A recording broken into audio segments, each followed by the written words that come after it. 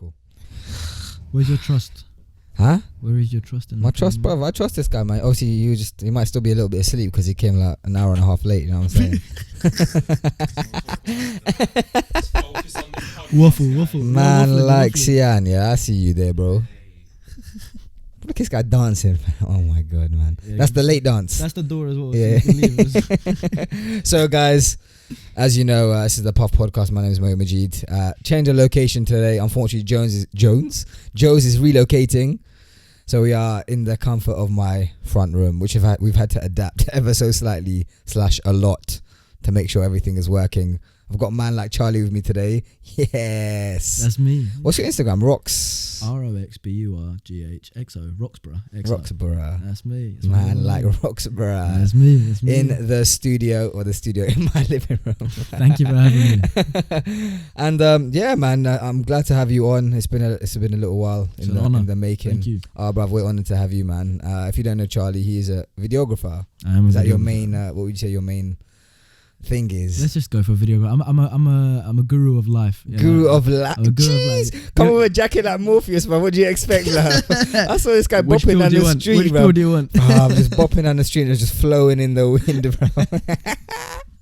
Yo, no, I'm just mad gassed. I remember the first time we met. We actually met the same day. I met Sian at the KSI video shoot, and yeah, we had a really good chat. He was looking a bit like the Joker with his like purplish kind of suity thing vibe you had going on. The Joker. Oh no! What do you mean? What do you mean about the Joker? Which Joker though? I mean, which one was it? The purple suit. That was the Dark Knight one with the purple suit. He ain't got a purple suit. I'm sure he has a purple suit in Dark Knight. I don't know. Yeah, you're just gassing, fam. But anyway, probably. He was cool nonetheless, and he had a little top knot.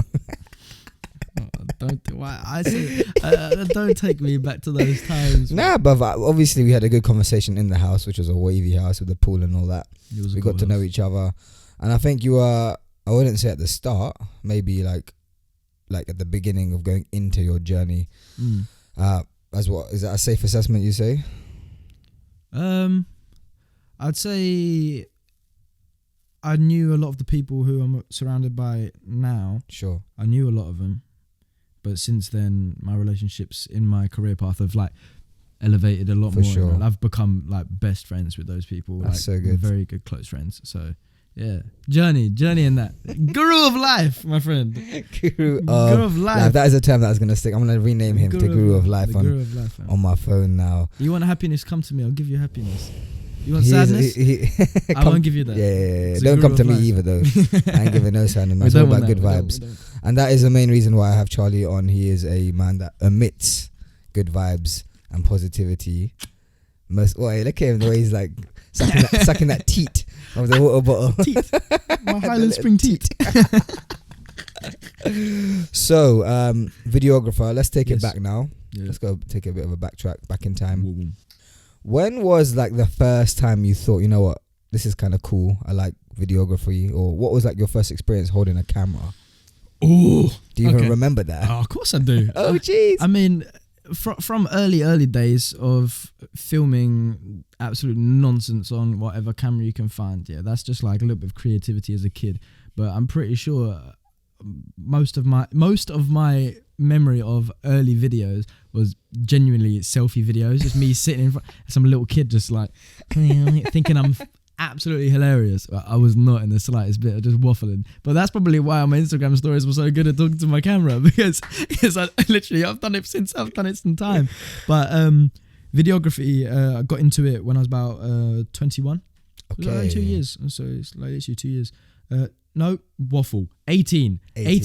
But as a profession, going towards it since I was 21, I was a musician, still am. So I played bass guitar, and when I finished school, I was just like, I don't know what am I doing? What am I doing? You can swear if you want to. Yeah. What the fuck am I doing? But I was taking it slightly back. I was a martial artist. I was at an international and a national level. And from that point, I thought that that's what I was going to go into. Had a falling out with the coach, unfortunately, and that all like fell to the wayside. Got back into my music, got back into my football, got back to like my guru of life stuff. And then at the end of school, because I didn't have this kung fu thing to go for, it threw me off. And I was like, I don't know what I'm doing. Damn. So I said to my mum, I don't know what I want to do. I'm going to have a gap year. She said, I support you. You can have your gap year. That's fine. I was like, yes. We love my mother. We stand Shirley Donald. Thank you. Man like Shirley. Man like Shirley. Got a job after 3 months of my gap year. So I was just sitting there on the sofa for the first 3 months, just watching TV, rotting away. Then I got a job at a club called the Roxy. Is that where the Instagram name comes from? No, it isn't. It doesn't. No, everyone always thinks that. They think, Charlie from the Roxy. Is that your? No, I'm not that sad. Like, it was the beginning of everything for me, that club. Okay. But it's not. No relation to my name. That's my middle name, ROXBURGH. Oh, okay. Okay. But from the club, that's where I met my ex-girlfriend. It's also where I met all of the YouTubers, and that's like the very beginning of it. I worked there for 10 months, so I finished in November, went traveling with my ex-girlfriend to Thailand and Laos, and then that was like a little bit of exploring, just getting to know myself and stuff. Came back, and I decided by that point that I was going to be enrolling in audio engineering, so music. So basically my whole passion in life is music, like pretty much more than anything, but videos become a big part of that. But I went to uni to do audio engineering because as a bass guitarist, sometimes it's very easy to be overlooked. Like you don't have your uses. Well, you have your uses. You just play bass, you know. But I'm an okay bassist. I'm not an amazing bassist, but I wanted to be like as diverse as I can, like as if I were to be in a band, to be useful as possible. So I said, you know what, I'm gonna study audio engineering. Studied it. I learned everything I needed to learn in the first 6 months. After that, big waste of time. Ended up flunking out of uni in the last trimester. Idiot. Could you ever go back, do you think? Or would they ever let you back to finish that last? They'll let me bit? go back. I just don't want to go back to that Fair, place. That place was just... Oh, what uni was it? Ooh. SAE in Haggerston. Rubbish. Absolute rubbish. Promise me a dream. You don't give me that. Get out of it. I hear you. I dropped out of uni as well, so I know what you mean. Kind of like going back. I'll give you spatial spud. Ear spud. It is a very difficult decision, isn't it, man? Especially when you got like outside sources and influences trying to like tell you what to do. It's like a bit of a crossroads. Fam. My mum still wants me to go back, but I dropped out, and that's when my boy Ethan. I've been trying to find work for months. A bit of a hard time for me, to be fair. I think that's probably one of my darkest places I've been as an adult. And Ethan came through and he said, listen, like you've edited a couple of videos for West Ham Vlogs for me. Would you like to edit any more videos? And I just said, fine, yeah. And then from there, I became his editor and then his videographer. Currently his flatmate. I was like, there's a lot of stuff that's happened in between there, but this is me making it as quick as possible, not to bore everyone. No, fam, we want to go into the details. Nah, but I mean, that's years of stuff. That's like 5 years of time, you know. Well, we're gonna go into it. We'll go in, but I'm just laying the groundwork there for you. And then I started working with the SIDEMEN, which is probably, I mean, it's very consistent work. It's good work. Was that through Ethan or was that? Yes, so Ethan's part of the SIDEMEN. Ethan got me, the first one that I did was punishment pool, so like pool, and I got told to go straight into it, just like you're leading it usually. So one of my good friends, like I said to you, people who I get to know, one of my very good friends, Con, he usually directs everything, but he wasn't available for that day, so I got given the whole shoot, and I was shitting it. I was like, what do I do? I'm like, literally, I've got to come up with forfeits, I've got to get multiple camera angles, then I've got to edit the whole video. My heart was racing when I went in. I was like, what's going on? It's different when you're just doing it for your mate and you can just film and edit. I had to do the whole thing, and then I did a good job. They were happy with the video. I was chuffed, and then I got asked to come on to one more shoot. Con asked me to film a BTS for him, so I filmed a BTS. Then after that, did a good job. He was happy with it. Then I got asked to be the second camera operator, and then now. Sick. Yeah. So I mean, like, it's who you know, how you know. But obviously, from just being on the sets, I've become better friends with all the boys.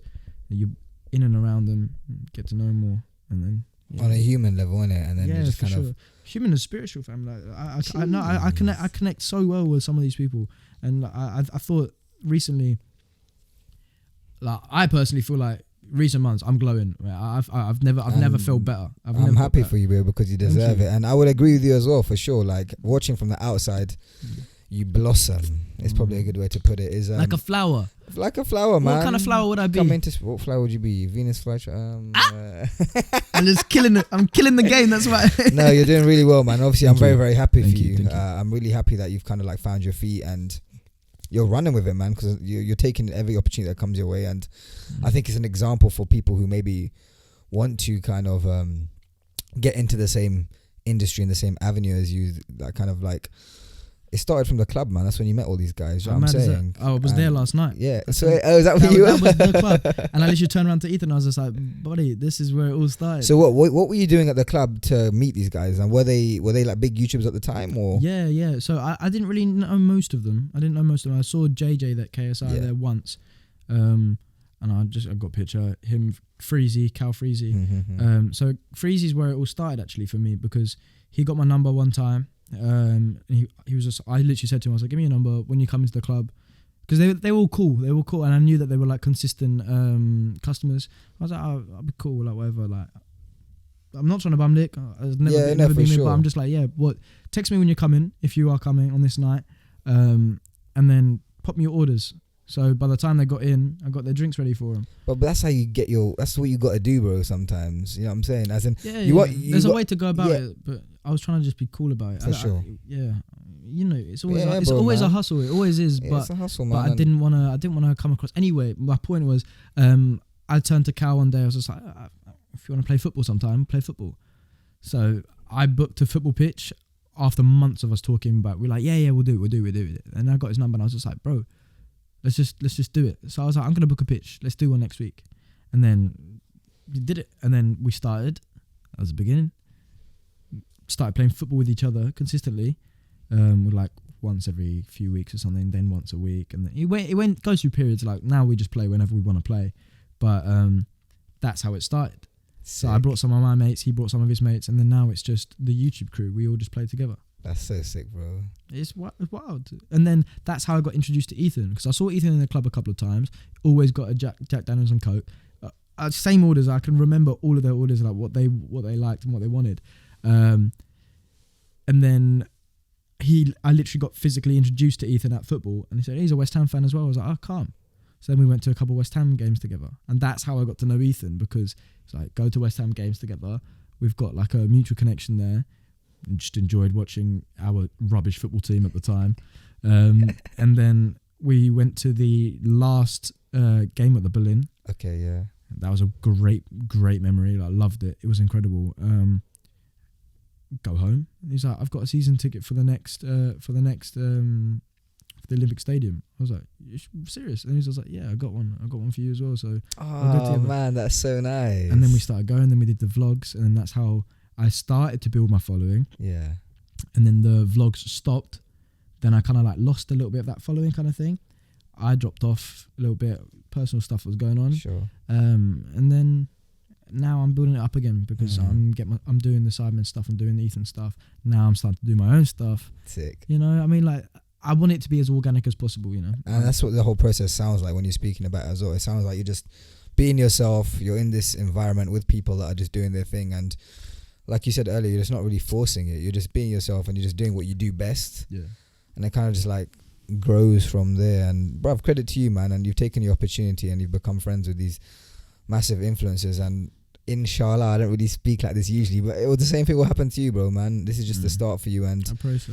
And I think same for you as well. Yeah, bro, it's getting there, man. It's getting there. You know, when you told me about your job, you got. I was chuffed. I stood. I was on my bed, and I literally stood up, and I was like, yeah, yes. I'm so happy, bro. Thank you very much. I appreciate it, man. Of course, like, always. It's always nice to, even though obviously we don't speak every day, like of course. we do watch each other's like journeys and stuff, and I'm genuinely happy when I see you doing well. And I think it's not the case with everyone, man. Like I've realized as well over time, like I'm the type of guy who'll be like, cool, even if I don't know you, I wish you all the best in what you're doing. But not everyone is like that, and it's a very odd concept to kind of come to terms with. And have you ever faced anything like that, where people coming up to you and just be like, yo, fuck this guy, bruv, or like they're hating Someone's on come your up to me, journey. I'm gonna cave your head in. Yeah.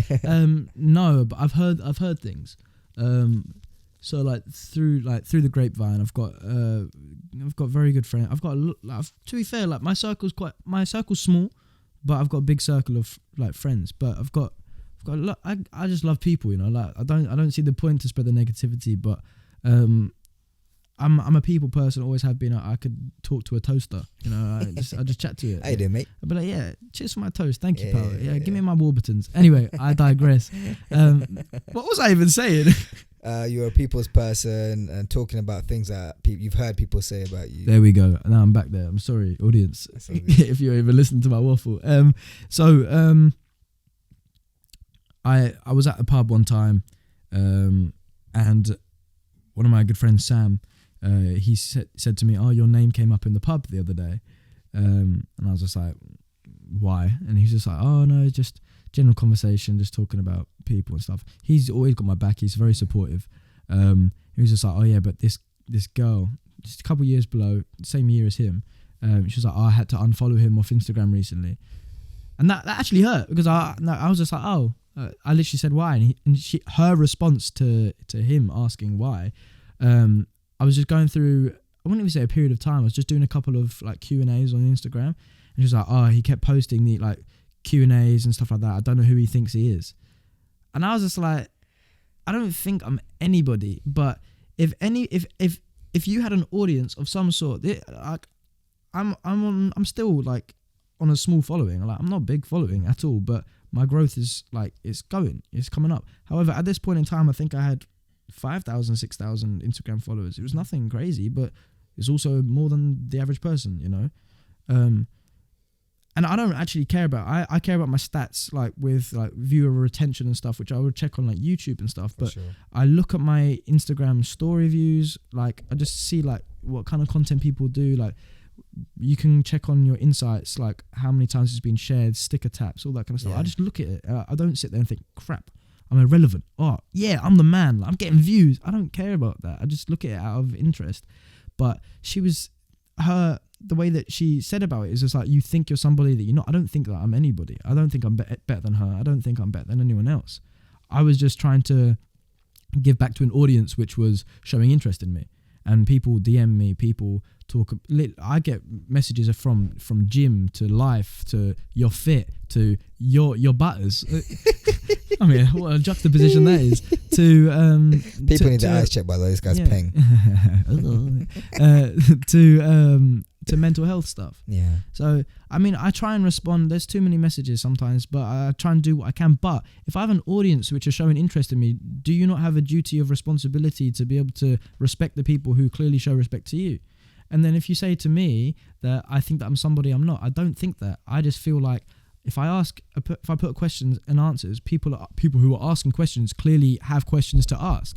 You know, I mean, there's inappropriate questions which I will not ask or answer, but people do show like a genuine interest. Trust me, yeah. And that hurt. That actually, because I've got very thick skin, but I felt like it was an assault on my integrity. Like it wasn't something.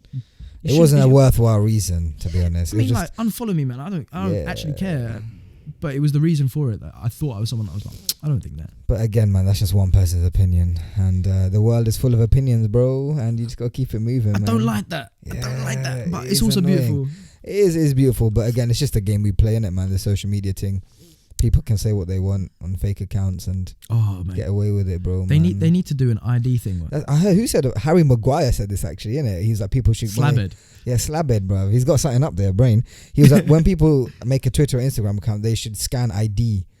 They should, so that there's no fake accounts, and if you do say something that is terrible, like you get done for it. Yeah. And I kind of agree with that, to be honest, man. But although sometimes some of the funniest comments I've read have been like troll comments, bro. The thing is, like, if you want to say something like that, say it with your chest. 100% agree as well, man. And then again, to be like fair, Captain Conan say it with chest. Yeah, say it with chest. If someone comes up to me and his name is Bob Jeffrey, and that's his actual name, and he says something as like a troll comment, but says it to me, I'll be like, hey, yeah, cool, then I rate it then, fine. But if it's fucking Raheem Sterling 654, with a picture of Margaret Thatcher as AVI. literally. I'm like, well, who are you hiding behind? Are you going to say that to me in the street? No, you're not. Exactly, yeah. No. Come on, man. People need to start saying things with their chests. It's because they can hide behind their little keyboards and they know there's no like comeuppance or anything. There's nothing going to happen to them, so it's just peak. It is peak. I'm not happy about that. But what can we do, bro? You've made me angry. I'm supposed to be guru of life. I'm supposed to be guru of life. I just want to be happy, and you've just made me sad. So this connection started being formed Yes. with the SIDEMEN, with the YouTubers, after the club and stuff. Yeah. Then you went to the West Ham matches with Ethan and all that. Awesome. So what was when you told your mum, your family, that you weren't going to go back to uni and that this is what you wanted to do? Was that the story you told them? Did you say straight away, okay, I'm not going to go to uni, but I want to pursue this videography thing? Was it that the first choice? Did you know you were going to do that? And what was the response from your family? I mean, I owe my mum everything. My mum is so supportive of everything that I do. So one day, like I work hard. I can work harder, like, and I aim on working harder. But everything which I do, I aim on repaying back to my mum, back to my auntie, back to any family members that have supported me, even people who I see as family who aren't related by blood. You know, I will respect the fact that they've helped me get there because of I haven't done things the way that maybe I should have done, but I'm here now and I feel like I'm doing well, and that's because of their support. I could never have done anything without their support. Say for example, I'm doing a video on my YouTube channel. It's a video with Talia Ma. I don't know whether you know her. She's doing really well for herself, and I'm proud of her. But she's a singer, and I've got support from my dad. I have to pay him the money back, but I mean it was a lot of money, and we basically, my concept is to do like a live lounge thing, like BBC Radio 1 Live Lounge. I'll show you pictures after, but my dad came through, said, I'll give you the money, but you need to pay me back.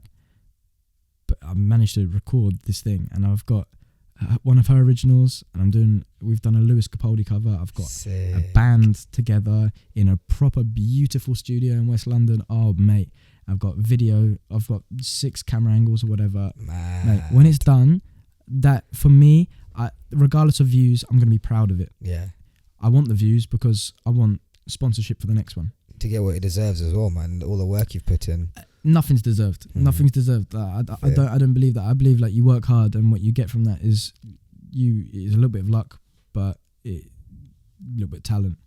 But whatever happens. I just want those numbers so that, not for an ego perspective, it's like if the video does well, then the sponsor will be like, yeah, we'll help you out, we'll get another one, and then I can create my art, you know. And oh mate, I'm gassed, bro. I'm looking forward to this. I am gassed. Oh my days, I am gassed. bro. I can't wait. That sounds sick. But my mum supported me. Sorry, back to what you were saying. I digressed. My mum supported me, and I think there was a time where I've needed a lot of support, and they've always been there for me. The reason why I flunked out of uni was because the vocalist that I was working with bailed. So I had 3 days to write a it was supposed to be a 6-track, but I did a 4-track EP in 3 days. Wow. And there's good content in there, but it's no way near the level which I'd be proud of. So it's all on private, so I don't release it. But there's one song which I want to release, but it needs a lot more work anyway. So I don't know. Let me ask you a question then. Hit me. How important do you think it is to have like a support network at home to kind of propel you? Because some people aren't lucky enough to have that. Do you know what I'm saying? So for you, how has that like helped you? And have there been any times where you're doubting yourself and you could like go back to your mum or to whoever and kind of like doubting myself? I get that daily. I always doubt myself. I put a picture up on Instagram and I think, should I put this up? I'll put up a story and I'll be like, okay, I'll just think about it for a second. And then I think, I actually don't really care. However, support, for me, everything. Because I would not be where I am right now. Physically, like I literally just wouldn't be here. Like if I didn't have the support from my mum throughout my whole life. Wouldn't be there. However, you don't need it. You don't need anyone. Like if you want to succeed, you can do it by yourself. I personally needed that support from my mum, and she gave it to me. If you've got parents that or family which aren't supportive, or you don't have that kind of thing, all you got to do is put that work in yourself, and you can get there. There's going to be a point in your life where you need to be able to take the ball by the scruff of the horn and just do it yourself, man. Damn right. You have to prove it to yourself as well. Again, like Charlie said, man, if you don't have anyone there who's that supportive of you, it should be more towards your cause, to show them that I've made the right decision. This is what I want to do, and I need to prove to you that I have made the right decision by succeeding in the field that I'm doing. So yeah, man, just get at it and keep going. Get at it, baby. Get at it. Get at it. Yeah, lovely. You were talking about posting stuff on Instagram. Yes. Now, obviously, you've been going to the gym quite a lot recently over the past 9 months, year. Yeah. Last month, not so much because I've had so much work to do. But as in, I'm losing gains. Daily losing but gains. you were quite slim when you started, but you've put on a lot of impressive muscle mass, bro. So number one, kudos to you. Thank you, buddy. But how was it? What was it like? Because obviously posting what you do on a day-to-day basis, videography and stuff like that, and you being funny, it's probably you being funny. You know, it's like, hey, you being funny. Yeah. It's probably a bit more natural to you. Do you know what I'm saying? But like doing a gym post, that might have like that approach must have been different to your kind of like your mental state at the time. You must have considered and reconsidered posting it. Like, what was your reasoning behind doing it, and how did it make you feel?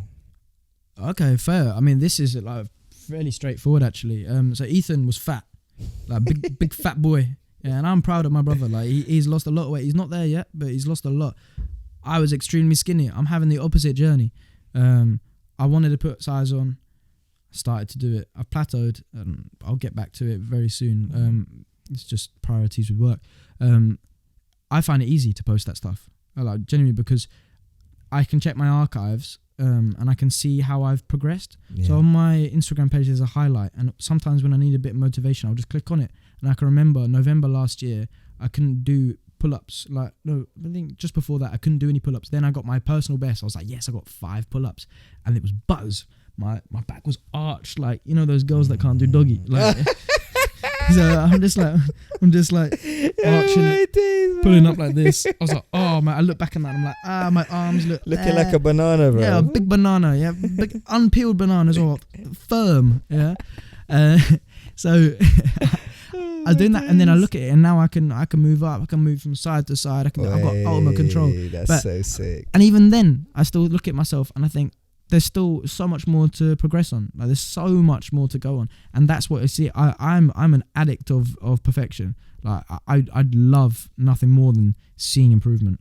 I look at an edit that I've done, I just think, oh, this is a cool edit. But then the next time I do the edit, I look back at it and I just think, that's not bad, but I could have done this better. Same for exercise. I'll go into the gym, I'll do whatever, and I think I'm not improving from last time. Improve. Literally, I'll just talk to myself. I'm like, do better. You can do better. You do it. Just work harder. Mad thing. That's literally that. The gym applies to life.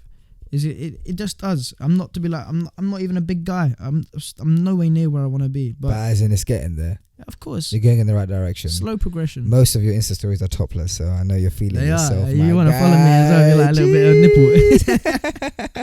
nipple. That's sick, man. That's sick. Have you like received any like negative like backlash from posting like topless pics and stuff, or more? You've got quite a loyal following, I think. So yeah, it's been pretty good. I don't really get hate. I get some messages from people. Obviously, as my following will increase, there will be more and more hate as that happens. But it shows you're doing something right. Yeah, for sure. I get a lot of positive messages. There was one which I posted, and I just posted the name of the exercise wrong. And people were like, it's this. And I was like, okay, I just learned. That's fine. I was like, cool, cheers, thank you very much. Because I was asking for tips on it. And I didn't do it before. It was a clean. And I was like, I don't do this. But I know that every single time I do it, it rips my traps. Yeah. Oh, great. Great. So I was just like, yeah, well, if you got any tips, help me out. And loads of people send me messages of tips. However, some people, hey, you get the standard, like, you're gay. I'm like, well, I'm not. I'll mash your mum's fanny. But like, I don't care. You want to say something to me? Like, I don't actually care. Like, I don't think I've ever received a message on Instagram. Like back in the day, like on Twitter, people were like going back and forth. Like, yeah, I got pissed off. But Instagram DMs or something from someone, you could just ignore it. Yeah. Like, oh, I don't care. I literally don't care. I'm like, If it was something which would actually really offend me, then I'd be honest. I'd be like, well, you either get blocked or I'll just go back and forth on it. But nothing ever has. That's it. You've got thick skin. I'm hoping. Praise to the Almighty, the spiritual Almighty. The guru of life and all that. God, for someone who may not have as thick skin as you, yes, who is like facing the same kind of thing, whether it's getting grilled on Instagram, what do you suggest is literally just blocking people, man? That you can't entertain it, can you? Because that's when things start to get a bit too emotional. Everyone's different, innit? No, everyone's different. Like if you're soft, you're soft. I can't give you advice because you're just a softie. Legit. Like if you learn the hard way, innit? Yeah, if you're gonna get offended by something, then that's completely on you. I can't empathize with people who get offended. I just can't. There's a culture, obviously, as we've come through in the modern age, where people get offended by everything that they see. Bro, I just sit there and think, grow up. But it's not my space to say. It's not my place to say. I can't tell you can't get offended by something, because if you get offended, you get offended. But if just fix up, fam. Yeah, just fix up, man. Like, just shut up. Just shut up. You're waffling. Like, there's so many times that people just sit there and they think that.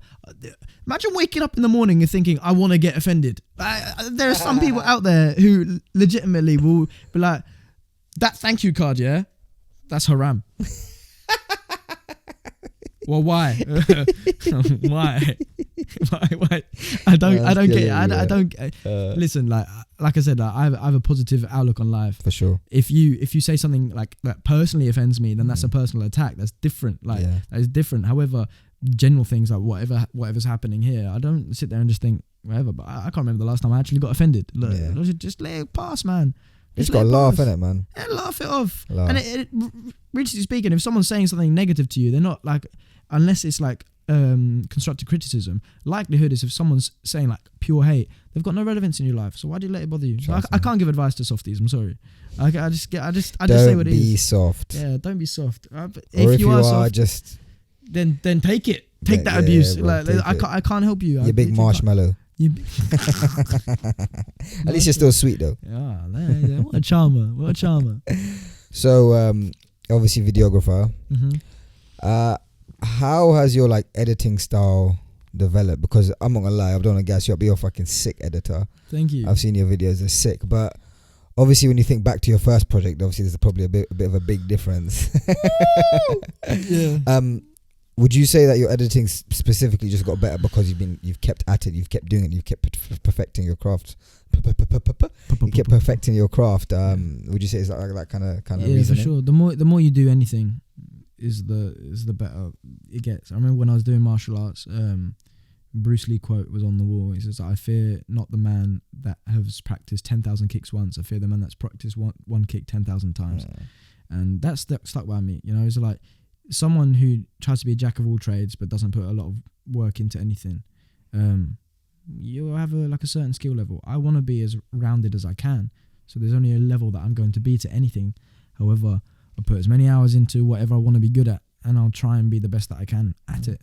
You know, so come into editing, just work, man. Just literally every single time, put a video out. Like I said to you, you put a video out, you just finish it. Just finish it. I don't have that attitude for music, but mind you, however, for editing, just finish it, get it done.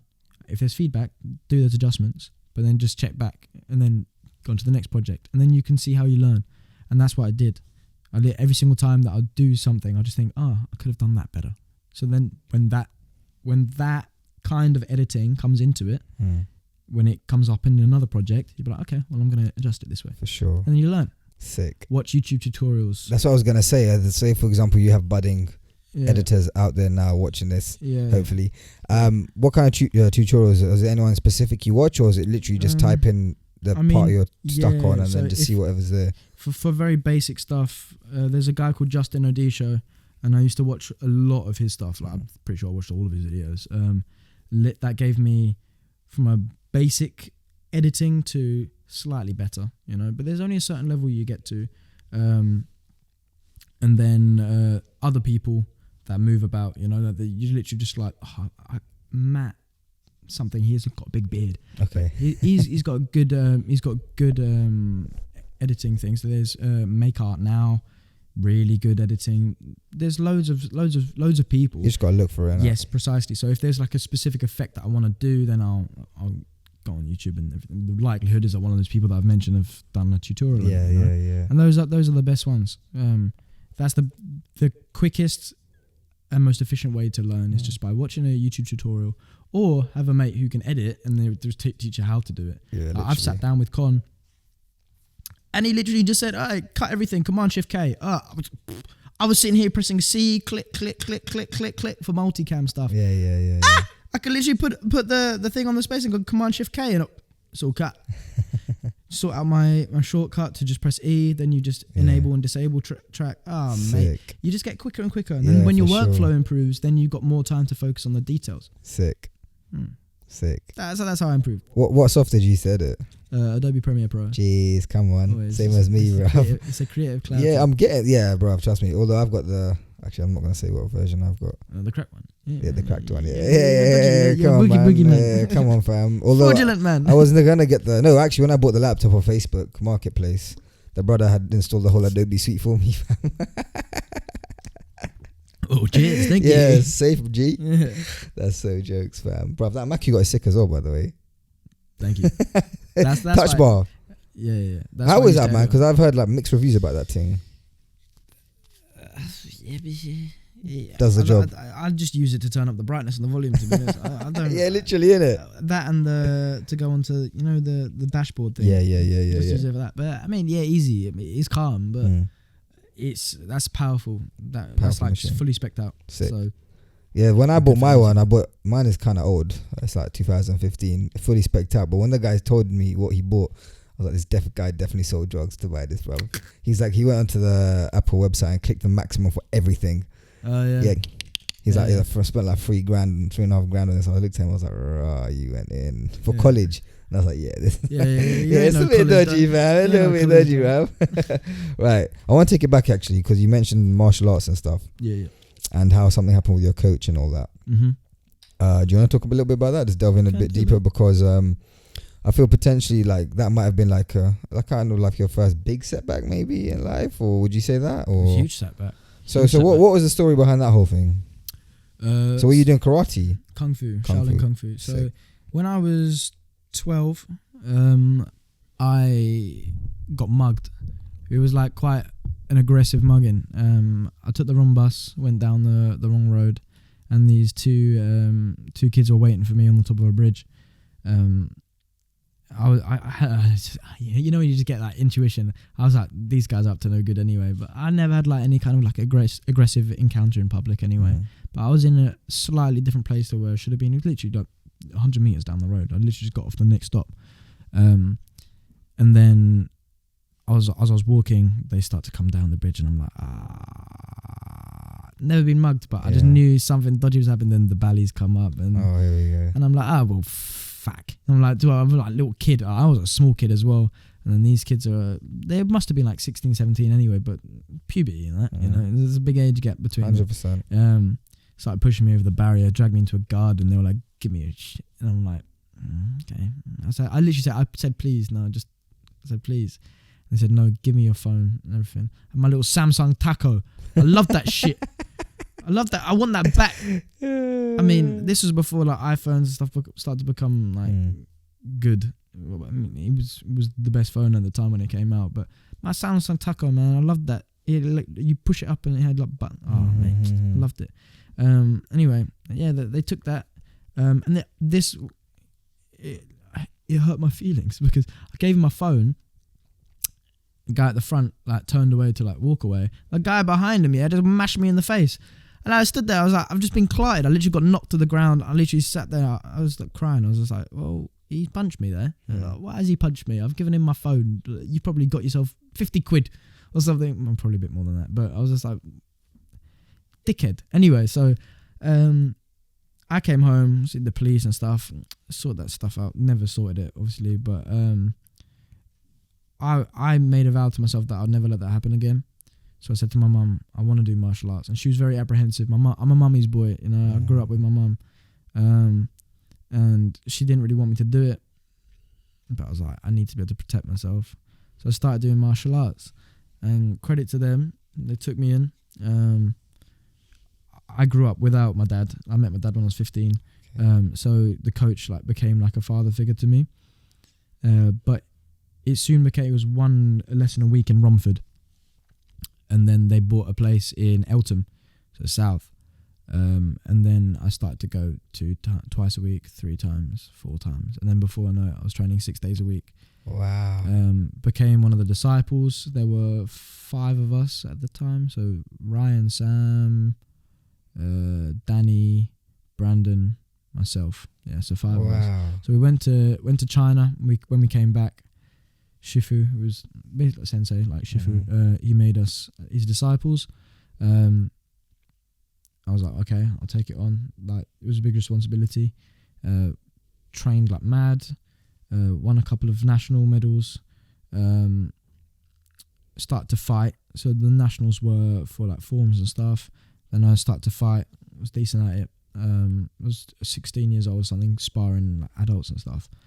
Got clotted a lot. Big weight difference, like 50 kilos me. Sparring like 100 kilo men, you know. Like, yeah, I mean, like, I'm not scared. Like, I can fight anyone, but I might get battered, but I'm not scared of it. I've sparred many times. Anyway, so it became a huge part of my life. Like, I was there 6 days a week. Throughout my summer holidays, I was there 7 days a week. I was sleeping at my Shifu's place on the sofa. I was sleeping in the academy. When the London riots were going on, I stayed down there, and I was sleeping on the gymnastic mattress. Mad. Everything. And like, it was that was my lifestyle, and everyone at school knew that was my lifestyle. I went to a private school. My dad was paying for private education, and that was the issue, because I went to China. I was the first British person to win a gold medal at this festival. Jeez, everyone else that I went with, thank you. Sick, bro. So I mean, like I say, I dedicate my time to what I'm passionate about, and that was a big passion of mine. So as I went on, my A levels started to suffer. So my GCSEs, 2 A stars, 4 A's, 4 B's. I was calm. Calm. It's okay. Completely calm. Yeah, calm. It's good. Then my A levels, I got ACCD or something like that. I was like, oh, Christ. And my dad was just like, listen, I pay 15 grand a year for you to go to school, and this is what you're doing. Man got the name of a band, bro. ACDC, bro. You're a dick. Essentially, yeah. Just without all the money from a rock band, you know. Yo, like, that's bad. So your dad obviously must have been like, yo, fix up. And my mum was always very scared, because the relationship wasn't a legal thing that she asked for the money. She said, can you send our son to the school which you went to? Because I went to the same school as my dad. And he did it. But like I said, like, support, you know. And I learned a lot from the school, but when I was in class, I was thinking about Kung Fu. When I was at Kung Fu, I was thinking about Kung Fu. Yeah. You know, every single day. So I leave school, and then I go there. Anyway, so my A levels started to suffer. So after my AS levels flopped, my mum was just like, please, I beg you. And I have a duty of as well. I'm just like, you're my mother. I've got to respect that. So I said to them, I need to stop training so much. And they're like, okay, fine. But it weren't fine, because they were chasing me up on Facebook. So if I was online, this is like the days of like using Facebook. So you go from MSN now to Facebook. Yeah. So if I'm online, Rochelle, the lady, she was like messaging me, saying like, why are you awake? Like at like 11 p.m. to 1 a.m. or something like 2. I used to go to bed late. I'm a night owl anyway. She was like, well, if you're not doing work, you should be training. So why aren't you training? And I'm like, allow it. And it became a big pressure. And then I'd walk into the academy to train, and then it's all like really awkward and silent. And then I got a message one time saying, you're supposed to be setting an example. You're the star of the academy. You're the only one that got gold medal. You should be here. The kids look up to you and stuff. And I was like, well, yeah, but I've got a life. It's not. Well, my life was Kung Fu, and I wanted to be there. That's the thing. I wanted to be there, but I was like, well, my parents pay for private school education. If I went to like a grammar school or a state school, meaning absolutely no offense, but then I've got nothing to lose apart from my own life. You know, that sounds like I'm going to die. I was like, I've got nothing. My time, but this is my dad's G's money. Exactly. This is my dad's money. Like, I can't just disregard that money's being invested into my education. Didn't understand it. My dad got involved and said, listen, you need to step off, my son. And Rochelle said in this email, She was like, I don't know why you're getting involved now. Shifu's been more of a father to your son than you were. No fucking way. And that was it. Mad. That was it, because my dad took it and he was just like, yeah, probably, to be fair. Like, you have, because he was. I met my dad when I was 15, and throughout a whole of my period of life, like 3 years or something, Shifu was basically my dad. You know, like, he was the father figure in my life. I spent 6 days a week with him for 2 years, you know. That you build up a bond that way. Yeah, I mean, and when Rochelle said that was like, my mum was just like, that's unacceptable. But I said, I can't accept that. Yeah, I can't. Nah, man.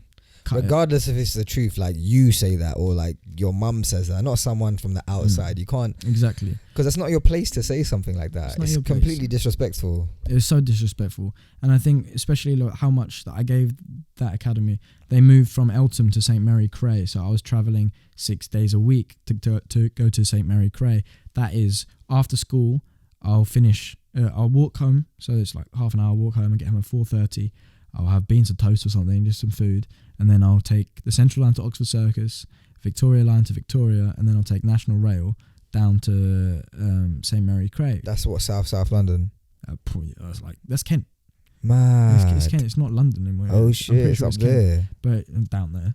Down up left, somewhere. It's far. Yeah, it was long, really long. But when they moved in, I was helping them knock down the walls, like free labor. Like I was doing everything that I could to help these people, because they were who I believed in. And they had a positive impact on you as well. So you thought, okay, look, I'm helping you guys because you're helping me. For sure. I mean, like, I was very different, you know. Like, these, meaning no disrespect for, like, I was. My disciple name was Shu Heng Chong, which is wise one. I was just the smart one, because I was like the clever one. But like, no one there, meaning no disrespect, was like intelligent the way I was. They weren't articulate. They weren't raised the way I was. That is not a criticism. That's just literally just how facts. It is. It is just facts. And that is not me thinking that I'm better than them or anything. But that's just literally how it is. But there's obviously a clear divide between myself and my master at the time. I was just like, well, you can't physically understand my background, and I can't understand your background. I can try and empathize, I can try and reason. Anyway, but it was a big character molding for me, because I was around people from a different background that's culturally like diverse. And like, I'm all for it. Like, I went to a school, it was very culturally diverse. Like, I'm a very accepting person, but when oh mate, it built me, it made me strong, it broke me, and I came back stronger, because after that I was like, well. So was that what made you leave that whole incident? It was a lot of pressure, because it was like most evenings I was getting told like, why aren't you training? You should be training. You should be. What are you doing? Like, that's not their place again, man. It's not their place, man. But they stepped over a lot of lines. Yeah. And the thing is, since I've left that place, the oldest disciple left. He had a disagreement with them, and then the only other white kid at the place, Ozzy, he's messaged me, because he said, I had a falling out with them as well. So it's just a consistent thing. Yeah, there's a kid called Khan who's I'm still in contact with him, but the claim was that he got hit by Shifu, like assaulted, like hit, like badly. I don't know. I don't want to get involved in their politics. That's because they're family. They actually are family. Oh, so but that caused a huge rift in their family,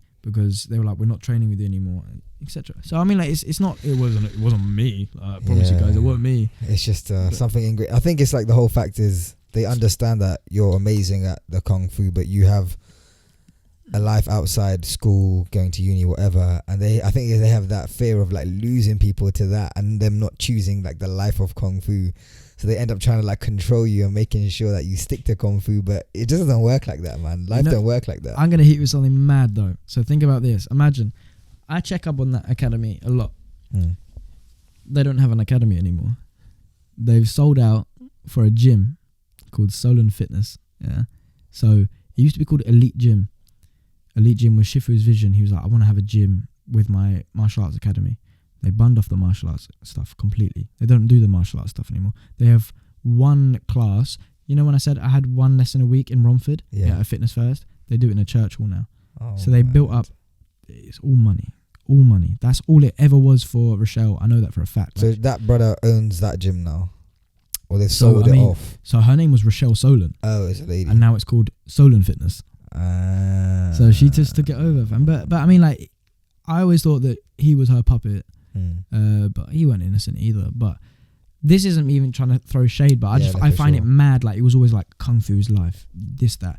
We took us to China. It was just like, this is like your spiritual journey, all that kind of stuff. And then now they've gone back to a church hall where they train once a week, but they have a credit where credit's due.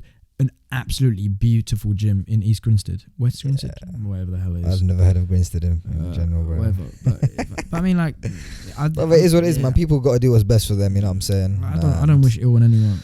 Good for them, innit? Good for them. Good for them. Well, I wouldn't say good for them, they're dicks, but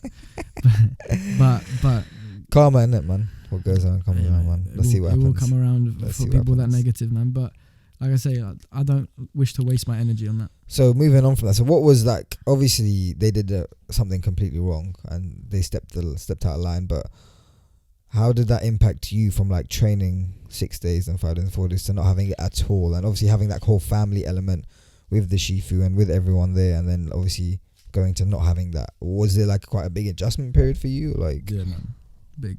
and was that a mental struggle for you? Yeah. Because you were going from the top dog, innit? You were the dog's bollock stage. You know what I'm saying? Yeah. To like not having that. I mean, no matter where I go, I'm always gonna be the dog's Jeez. Come on, fam. They're the big healthy ones as well, bro. I'm The not going into plums. that. The plums, the big plums.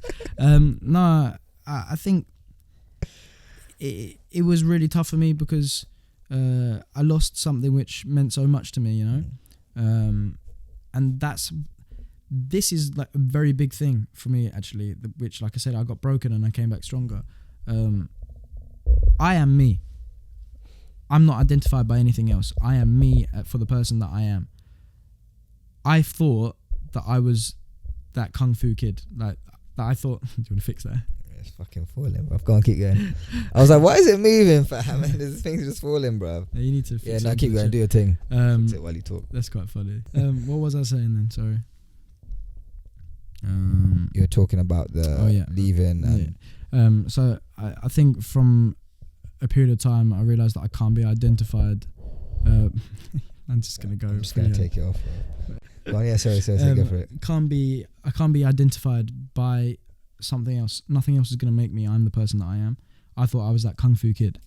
I'm not a kung fu kid. I'm me, and that's for me like what made me stronger. I lost that, but I became someone else. You know. Jeez. And I found myself in a way. It took time, took a couple of years. Like I said, like I had my gap year, and I felt like that gap year was the most healthy thing for me possible. I met the YouTubers. I met my ex-girlfriend. These are all like very important parts of my life, and they wouldn't have happened if I didn't have kung fu gone. You know, everything happens for a reason. 100% agree with that. 100% agree with that. So, leading on from that, so your gap here, you mentioned that was obviously a very important part of you on this journey. Some people tend to just like go straight into uni, brother. Before you know it, 5 years are gone. You study something you hate, and you're more confused than before you even started university. Yeah. So you mentioned you were working in a club, and that was 3 months after you took your gap year. So you were just chilling for the first 3 months. How did the opportunity of the nightclub come about? That was kind of funny actually. I was rotting basically. In his own filth. Yeah, you say that I was rotting away in my own filth. Yeah. So one of my best mates, Matt, he messaged me. He said it was New Year's. He said, "Do you want to go to the Roxy for New Year's with me?" I was like, "Got nothing else to do." Fine. Called up the Roxy. Got a ticket, £25. I was like, whoa, I'm only buying one drink tonight. I was like, well, that's all I could afford. I'm fucking broke, man. I was just like, oh shit, okay, whatever. Rocked up the Roxy. That's quite cool. Rocked up the Roxy. And we just went in. I was just 18. Well, 18 for 6 months. Didn't really go out much. Walked into the club. Matt turned around to me and said, oh, that girl behind the bar is quite good looking. Ended up being my girlfriend. And he was just like, oh, she's good looking. Why don't, and you need a job, don't you? So why don't you ask? So I went up to her, spoke to her. I was like, listen, you haven't got any jobs going. So she put in my phone, she was like, yeah, blah, blah, blah. Then Kezia, the boss, the bar boss, she came up to me. She said, "All right, just send your CV to this." So I called up, got an interview with Simon. Saw Simon last night. We're good friends now. Nice. And then he gave me the interview. Had the interview with Simon. And he said, "Yeah, come along for a trial shift." Had a trial shift. I was shit, but I was just like, all right, whatever. Was it like collecting the glasses and all that kind of stuff? Straight to the bar. Bar, straight to the bar. I've never been a bartender before. Yeah, it's not like a prestigious club. It's like I think 4 days out of the week it's a student club. You know? Okay. Then on a Friday and Saturday it's all adults. I say that last night was like pretty actually. But then how did the cutting that? Sorry, actually you keep going. I'll ask this question after. All right. So then after a staff night out, something happened, and then now I've got a girlfriend. Yeah, lovely. So, but that's how like that whole thing transpired with the club, and then that's like my journey throughout there. That's just I just said, "You got any jobs?" And got a job. And that's what you got to shoot your luck in it, man. Shoot your luck, bro. Mate, See what happens, man. I'm all about shooting your shot. You just got to shoot your shot. Don't ask, don't get. 100. I agree with that completely, man. Don't ask, you don't get. And sometimes you have to be a bit cheeky with it as well, man. Just. Bro, just be confident, man. As long as it doesn't make the other person feel awkward about it. Yeah, for sure. That's the boundary. You got to realize that some questions make people feel awkward. So don't ask, don't get, but don't make someone feel like they want to jump out of that window. Yeah. Come on, fix up, people. Fix up. Everyone fix up, man. So, what made the YouTubers go to that club? Was it their local? Did they live around there? Like, how did that work? I think the rumor was 100% pool ratio. So. Oh shit! I think one of the boys, Joe Sugg, he told one of the boys, just like, every time I go there, you just pull. It's easy. Mad thing. He's not wrong. He's a handsome kid as well. Like, so even these YouTubers who got bare followers were like, we need to go to a place and certified. That's how shows how hard it is for mandem to get girls these days, bruv. You have to go to a place dead certain, fam. 100% getting something. I think it became from the boys going there to just the pool to being like, it's actually a club where we just go and have fun. Yeah. You know? And last night, none of us were on the pool. We were all out. Yeah. We went to this Call of Duty event, and then we went to the Hippodrome Casino. They ate. Go on. Yeah, I don't gamble. I lose it all the time, so I just don't gamble. I just like, can't be asked. Went to Hippodrome Casino, and then after I was just like, I'll text Simon, my boss. Let's go to Roxy. So I got everyone into Roxy. Skip that queue. Skip that queue out. Queue jump. Hey, we go. We just had fun. Good. And that's what it is, man, because I don't usually have fun in clubs. Like I've kissed one girl in a club, but I knew her before. Yeah. It's not no random things, isn't it? No, I physically I can't pull like that, bro. Like don't work, my head goes down when I'm in the club. I dance and I'm like, whoa, okay. I can't give these girls eyes over that. How can I have a conversation with my eyes? This guy starts whining everything, bro. I guarantee it. Whining on myself, bro. I physically, legitimately, I've never pulled in a club. Not a vibe, innit?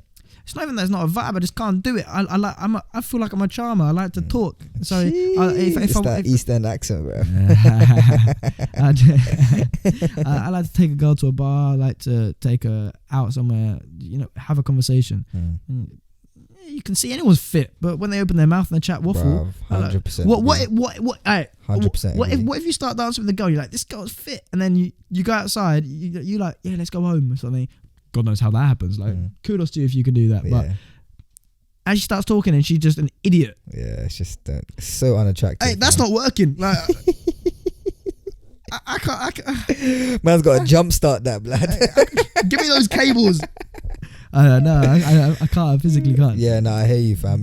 I'm the same as you. You got to have like a conversation and really just get a vibe for them, man. And that's when the attraction really forms, man. This whole club thing, man. Them that do that say if you do your thing in it, but I'm not really for that, man. I can't be doing that. You're talking about this Call of Duty event. Yeah. So obviously your job involves going to these cool events. What is the coolest event you've been to? Oh Christ. Or the most memorable? Having said that, man, can't remember anything. What is memorable? Forgotten. I don't know. I'd say, you know what? Actually, I'll give their kudos to them. SIDEMEN boys. Best events I go to are those. Like we had last year we had the SIDEMEN 5-year anniversary party. They rented out like an arcade, big place, and it was sick. Good fun, really good fun. They've done the charity games, JJ's boxing fights. They're my mates, and they're doing these bits. Like, those are exciting to me because I know that guy. Like that guy in that ring right now, I know him. I'm going to LA next month. Mad Wait, thing. what month are we in now? Help me. September. I'm going LA in 2 months because I'm gonna go support my mate. Mad thing. That excites me because he's doing well for himself. He's been doing well for himself Front row, for yeah? years. Absolutely not. No. Chance. I'll go there. I sent him a message the other day. I said, I'm gonna try to get out there. I'll pay my own way. I don't want. Yeah, no. Because I think he put out a tweet. I didn't even see it. Con just told me about it, saying like, if I've hit you up for tickets, then that's it. You know, it's a professional boxing card. The amount of numbers you get are so limited. I'm not gonna, like I said, don't ask, don't get, but don't make him feel awkward. Yeah, it's the same as you, man. I'm exactly the same. I'm like, cool. If they offer it to me, great, I'll take it. But I'm not gonna go ask anything. I'm gonna do my own thing. As my boy, I'm gonna support them. The money goes to them. It don't go to no random person. You gotta support the cause, and I respect that fully, man. It's like someone starting their own business. For example, you starting your own business, and me going to you, yo, give me everything for free. It's like, fam, man, just invested peas, and I'm gonna, just because he knows me, I should be more obliged to pay the guy, bruv, man, because he's my boy. I want him to succeed. Yeah, fully. No, I rate that because so many people don't see it like that. But I think those are the most exciting events that I've been to, the ones which my mates have run. You know, I'm just proud because you got a connection, personal, emotional connection, isn't it? For sure. I mean, there's like Call of Duty event. I didn't even play the game. Unless you went in there and the room was so hot. I'm like, whoa, great. I just literally got teased by Saoirse all night. I was just like, God, man. That's a Mazzoline, brother. My brother's looking in the window. The perks of doing this podcast at home. But yeah, I'm proud of my friends. People who I know, and people in general, if you're doing well, good on you. But if I know you and you're doing well for yourself, I could not be more proud, you know? I'm just... my connection just Let me ask you another question. This might also be a little bit tricky, but we've talked about how good your editing is, but have there been any times where you're like, oh shit, I fucked this up? And what are your ways to kind of like get out of those situations? No. One, which wasn't an editing thing, my SD card broke. Peak. So I went to, this was recent actually, I went to my mum's work. My mum said, right, we've got corporate work, can you come in and take photos for our company? I was like, yeah, of course, I can do that. That's no problem. Went in, had the whole day taking pictures. Took the pictures, got home, put the SD card in, and he was just like, nope. Not working. Nope.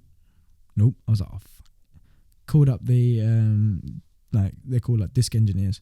Called them up, and they were like, yeah, it's going to cost you £100 just for us to look at it. Then £200 to do the next stage. I sacked it off. I was like, yeah, I'm not paying you shit. I'm not £100 to look at an SD card. Grow up. So I just left my SD card with them. But did they ever fix it, or you just left it? I left it. It's broken. Like, I'm not getting my photos back. So I had to do a reshoot day. Time is money, and time I gave, you know. But instead of spending 500 quid to get that stuff back for a 500 quid job, I'd rather just do another day and get 500 quid, you know? Yeah, fair. I'm not breaking even for a job. Are you stupid? Nah, trust me. Oh, my brother. What's this guy doing, bro? Yeah, we're recording, isn't it? So, yeah, we were speaking a bit earlier about your project in the music studio with the 6 camera setup and stuff. I was going to ask you what your favourite piece you've worked on is. Is it that one? Oh, yeah. Yeah, I was going to say, is that because you've had the full creative, it's just your baby, basically? Yeah, it's a vision I've had in my head for I'd say years, but I've said in the last 6 months, I really want to do this, you know, like I really, really want to do this. And then I did it, and I need to get that edited. I'm craving to get that footage back. I just want to get that footage, but I'll get it back today. As you never edited it? No, I will. I mean, like, I just want to get the footage. Like, it's at Con's house. Okay. So I gave him my hard drive. He's copied it over, and I've got to take it back and edit. It's gonna be so long to edit, but oh boy, when it's done. I'm gassed, bro. I'm literally gassed as if it's my own project, bro. I want it to be everyone's project, man, because it's literally, it's going to be something, like I said, like I was going to say, I made an EP way below my standards. I've never released anything which is to the best of my ability, best believe me, like when I do this had financial backing. This has got musicians which are way better than I am. This has got a good singer. It's got good camera work. It's got a very good facility. This is physically the best that I could do with what I've got. Listen, I could film a video with a G7X. I could film a video with that, or I could film it with my Sony A7S Mark II with my nice lens. Does that make me more skilled? No, it just means I've got a better tools to work with. Yeah. As a cameraman, you're not only as good as your tools, but you're limited by what product you can put out to a certain level. Sure. If I did that video in my own music studio, yeah, I could have made something cool, but it's not going to be as good as working in Metropolis Studio, you know, like. My name dropping. Yeah, but I'll make Metropolis. Oh, it's nothing like investing in yourself, is there? I don't think people do it enough.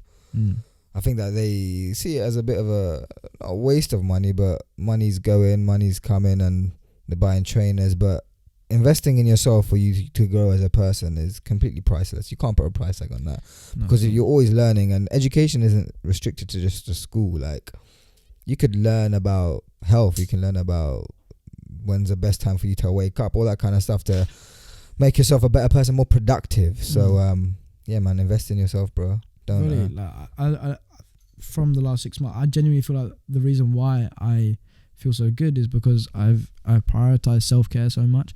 Get my beard trimmed. Yeah, I see you on Instagram, but I'm looking get my suave, Get my haircut. Buy clothes which I feel comfortable in. Yeah. People don't always like it. But I wore dungarees. My mum was just like, I fucking hate dungarees. I was like, well, I like them and I feel cool in them, so I'm going to wear them. And some people are just like, you look sick in that. Some people are like, you look gay. And I'm like, well, lovely. I'm not, but I mean, if you think I look that, then cool. Though I don't really care. That's fine. Good. But then what else is there? Like chiropractor. So I had a dodgy hip, so I went to a chiropractor, fixed myself up. Sick. Health is wealth. Sick. I'm gassed you said that, man, because people tend to, especially guys, bruv, you get a little niggle here and there, bruv, you just leave it and just see what happens, bruv. Never do that. You can't do that, fam. I've had a dodgy ankle for like 2 months now, and I've been to the doctors, but I found some bros on Instagram that do movement, bruv. I paid for a course, fam. I'm doing the rehabilitation course. It is sick, fam. You literally just gotta look after yourself. Yeah, it's working, man. Good. And I bought it's for the whole body as well, so if you need something, I'll send it to you. Yeah. But again, man, self-care, health is wealth. Look after yourselves, man. Mentally as well. Take time to kind of unwind from this kind of electric environment we live in, man. Switch off the TV. Don't touch your phone for an hour. Do some meditation. I don't know if you meditate or anything. Used to a lot. I think get back into it. Yeah, man. Like, go outside and walk barefoot on some grass, man. Reconnect, because that stuff, it plays an important role as well to kind of just. That's a thing as well, you know. Walking barefoot. Yeah, bro, on grass. Yeah, it earths you. How weird is that? It's a mad thing. I don't really know, but I don't really do it that often. I can't remember the last time I actually did it. I could do it in my house. Yeah. I might do that. I'll send you a video next week. Yeah, toes. I'm home tomorrow. I'll get my toes out. Yeah, bro, do it, man. I might put it on Instagram. Get them tanned. Tan toes. Mate, I'm so white, bro. I just noticed, by the yellow stripe on your sock and the crepe. Bro, this guy's sauce is unreal today, bro. Man's come like Nando's extra hot, fam. Saucy. Saucy. Ooh. So, Charlie, 10 years ago, say for example, you're speaking to yourself right now. What kind of advice would you give to someone who's just starting out in videography? They're at a crossroads where they don't really know whether or not they should pursue it, but it is their true passion and they're pretty good at it. What kind of tips would you give to someone who's in that situation where they want to do it but they're unsure? You've got a limited time on this planet, you know. Whatever makes you happy, you have to pursue. You can't spend time trying to be someone that you're not, trying to convince yourself of someone that you're not, or trying to accommodate for other people's feelings. If you want to be that videographer, if you want to be a stripper, if you want to be a footballer, dedicate your time to that. Don't put all your eggs in one basket like I did with Kung Fu. That's something that I would literally tell myself back in the day. But like, literally just keep your options open, because just a bit of advice, it might not work out. Yeah, I'm not going to tell you your future, but you need to assess each situation and think, is this what I want? don't be selfish as well. I mean, sometimes it's a very rounded thing. Like sometimes what you want is not what's the best for people around you. You know. But also, like I say, self-care. Like if this is something, if it affects other people, don't do that. Yeah, like you've got to be a good guy. You've got to be a good human. Like don't do that stuff. But if you're trying to become something, if you're working yourself, there's toxic people in lives. Everyone gets toxic people. Distance. Yeah. And I think that's so important. You've got to, if something's going to make you happy, then you've got to pursue that, because like I said, limited time on this planet. Imagine when you got grey hairs and you're like, I didn't do that. That's the worst thing, is regret, isn't it? Regret's actually what I fear. Yeah, trust me, bro. Like I came to a point where I was like, shit, if I don't start doing things I like, it's going to get to a point where like, I wish I had done that, and then For sure. you can't do it, and then for the rest of your life you're living in this regretful situation, and this thing is falling off again, but it's come, I'm going to hold it. Bruv, this is getting me mad, but it's cool, fam. Disconnect it from the thing. Just pull it out, and I'll put that thing on the floor. But it's calm. It's attached to it, innit? So I'm just gonna lay it across my lap like that, like a baby. Oh, you're working it well, mate. But yeah, regret is peak. You're saying you fear regret. I feel like I've literally just thought. You know, when you have those questions like what you're scared of, I never know. Like I think my biggest fear is infertility. I want to have kids. Like, what if I can't have kids? But yeah, regret. I'm adding that on my list of fears. I'm not scared of a lot of things, but fear, regret, and heights. I don't like that. Heights is peak. You know what? I think I've grown over my little vertigo thing. Because now I'm happy. If I see it, I will jump, bruv. If there's water, I'm jumping. Fam. Oh, I was about to say, that's we've gone down a different route. We're talking about mental health. You're jumping. I've been doing rock climbing and stuff like recently. Yeah, I seen as well. Man. And that's okay for me. When I get to a certain height, it's okay. But I watch these videos of these rock climbers, and they're going out with no freehold, isn't it? Freehold, free climb. Whatever the hell that is, they've got something not wired right. Like they're loopy. Well, they're just too skilled at what they do, fam. I mean, like be 20,000 hours. No, that's a lifetime of madness. You know, like it's peak, innit? There's a documentary on Netflix, I think, of a brother that climbed that that's peak. The guy I'm talking about. Was it? It's in Canada. I ain't got a clue. I've not watched it. He's got loads of stuff on YouTube, and I've watched that stuff. It's mad, innit, fam? Mate, no, just stop. Like what? One of the guys literally said, he's got a missus, and he said what he'd rather have is like hit his missus, like hit it right, or climb. He's like the exhilaration. He said if it was but the way he speaks, he's like he's dead inside. Like clearly, like to be able to get that adrenaline rush to make him feel alive, he has to do something which is nearly going to kill him. So he must get his at home. He must be into some weird kinky stuff. I was gonna say he's walking out with a samurai sword, swinging it about. Just come up just like a rock face, bruv. Man has to come fully in the ropes and the chalk on his hand. A bungee fuck. Yeah. He's got to start at the top of the house. Oh my god! Imagine fucking just dive straight. I'm about to dive in. That is two jokes. So what is lined up for man like Charlie for the rest of the year coming into 2020? Obviously, you're going to release your own personal project. Yes. Have you got a name for that, or the ROXBURGH Sessions? ROXBURGH Sessions. ROXBURGH, like my ROXBURGH name. Sessions. Yeah. Sick. So that is my biggest priority for the next couple of weeks. Work on content with Ethan. So obviously, I'm his full-time videographer editor. Yeah. So JJ's gone out to LA for the press conference. Boston? LA? I don't know, actually. I think it's LA for the press conference. And then he's going to be out there to train. So that means there's no SIDEMEN Sunday videos. Okay, for a little while. As in, like, we've pre-recorded them. So they're going to be scheduled whilst he's out fighting. And that's, like, all sorted and good.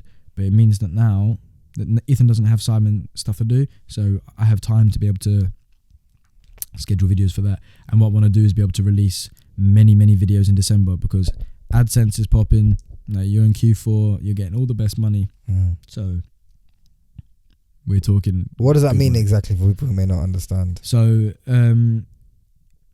on advert revenue, which is the way that YouTubers make their money. So you click onto an advert, you skip it. As long as you hit the advert, the YouTuber, the content creator, will make money off it.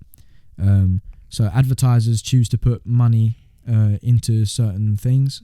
So when the whole PewDiePie issue, when he said the anti-Semitic things, the issues, Coca-Cola, McDonald's, and all of those big brands pulled out of advertising, which had a gate crash effect on the amount of money which people get. So people were losing their careers from YouTube because of it. Imagine that. PewDiePie had a big responsibility on his hands, something which was, he meant it innocently, like not actually with it's fucked everything, yeah. But it's come back, everything's fine. But essentially means that adverts are what support creators. And when you hit those adverts, the tiny amount of money. So the more views you get, the more people looking at your adverts, that's what pays them.